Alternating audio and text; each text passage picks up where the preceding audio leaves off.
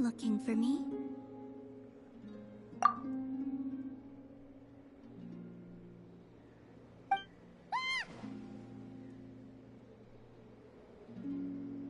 After sensing your arrival, I wanted to see how close I could get to you from behind.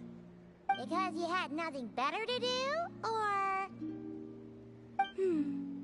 Is that how it seems? No different than when I was with the Fatui then. There was never much for me to do. The Tsaritsa only sought the power of the moon goddesses. I was never dispatched to see Xenosis or anything like that. Take walks, watch the moon, sometimes sing. But I came to do that last one less and less after Sandrone forbade it. She didn't like your singing? No, she praised it actually. But I had only recently joined the Fatui then, and she said my singing set the others on edge. Because, for those not in the know, it seemed like I was about to use some sort of power. Oh, I can sort of understand that. Oh, and there was another reason. She said she did most of her research at night, so if I sang during the day, it would disturb her attempts to catch up on sleep.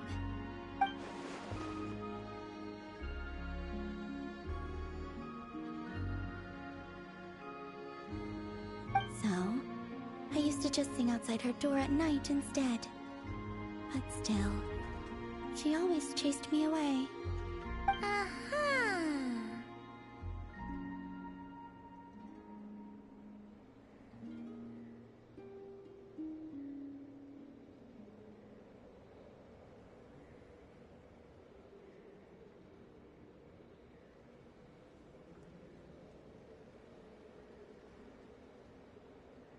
Get along? When we first met, Arlecchino did seem eager to get along with me. She often showed up behind me without making a sound, like I did to you earlier. She said it was an attempt to test me, I believe. I too attempted to join in on the game, but she always managed to spot me before I even got close. Eventually, I resorted to using Kuvaki and managed to give her quite a scare from behind. But she never played that game with me again after that. Yeah, Paimon doubts that was a game to the knave at all. What else? Oh, the doctor often asked me to assist in his light realm-related research. I obliged him a few times, but it was so dull. Use Kuvaki to strike this. Use Kuvaki to control... Yes.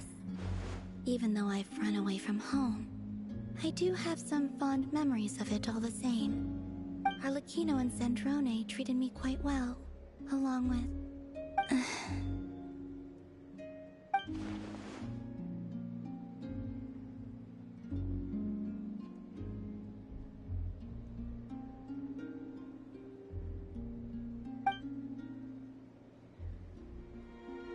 Give me your hand. Rosaline taught me it's important to always express gratitude to others.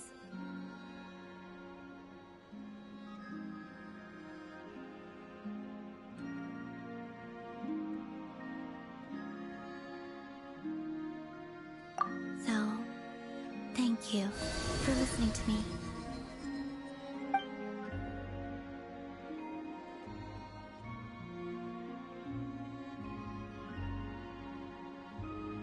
I believe that's enough for today. Whoa, that was sudden.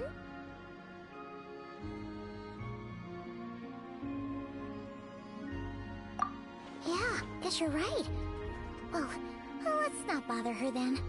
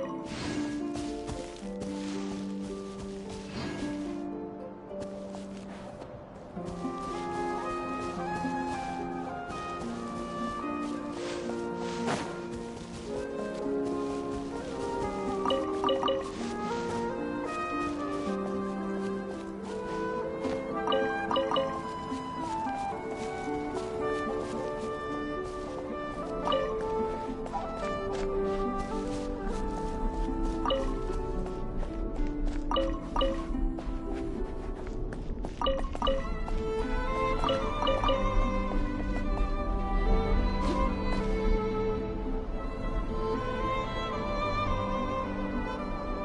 Lauma, is everyone here? Yes. The fate of my flock is in your hands, Grandmaster Varka. Please keep them safe. My lady, what are you saying?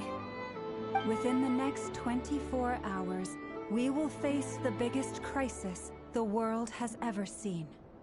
This is not a burden that we deserve to bear, but I believe that we reap what we sow in this life. So I intend to act. I must do what I think is right. For me, that means fighting for the future of Nodcry. This gentleman is the Grand Master of the Knights of Favonius, Varka, Knight of Boreas. In my absence, please follow his lead. Hey, everyone. Guess I should introduce myself. Well, to start with, I know my way around a battlefield. Biggest strengths are honesty and hard workingness.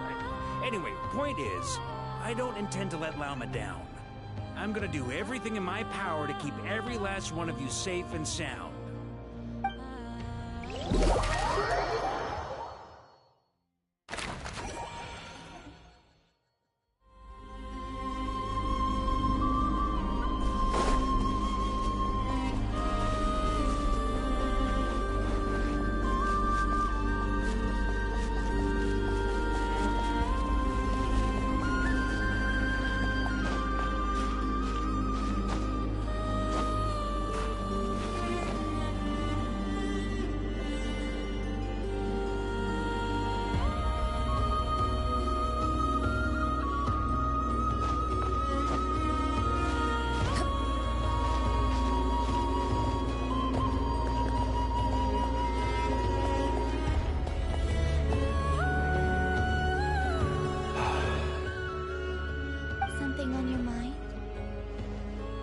Miss Columbina, was it? I believe that's how the others addressed you.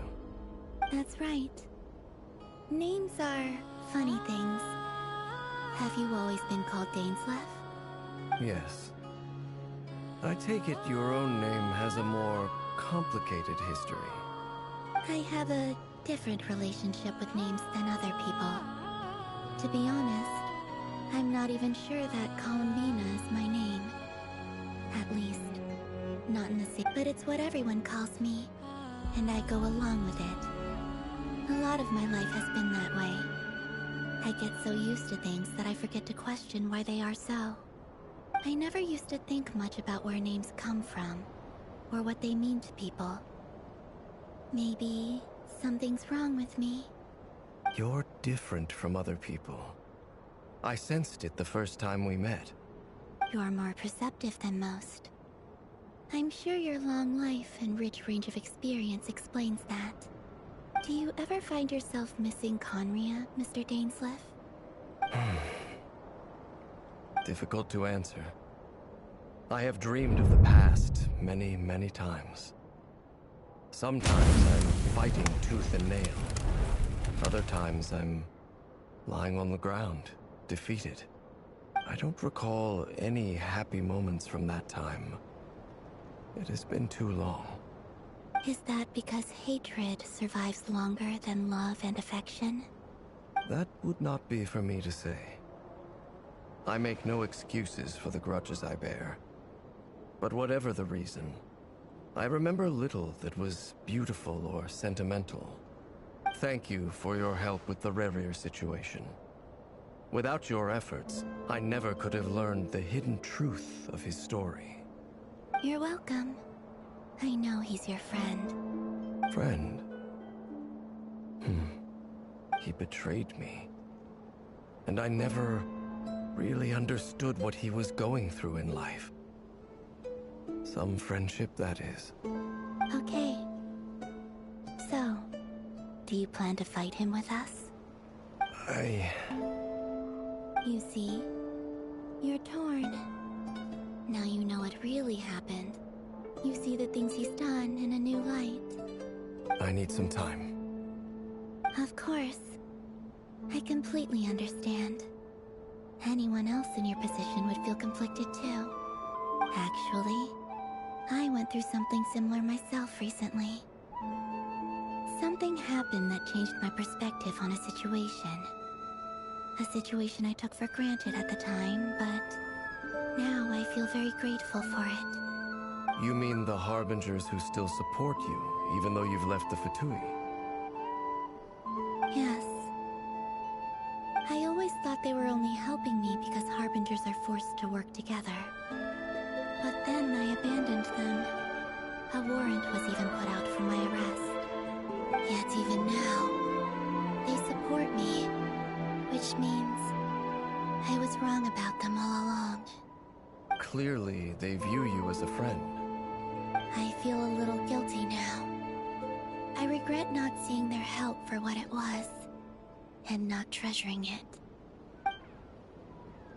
I see the guilt that you're feeling now, because I feel it too. Hopefully, talking about it will do us both some good. Have you noticed that the Traveler and Paimon are over there? I think they've been listening. Huh. Shall we say hello?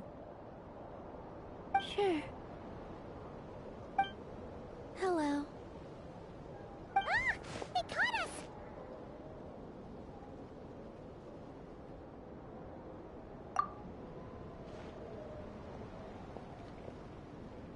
I apologize for making you worry.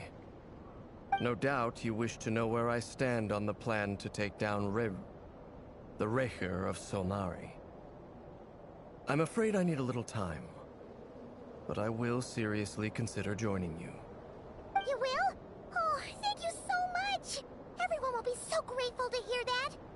They needn't be. This was something that I was going to have to face up to eventually. That doesn't matter to them. They're grateful to you regardless. You can't control their gratitude, so just accept it. And then, have a think about whether you're willing to join us.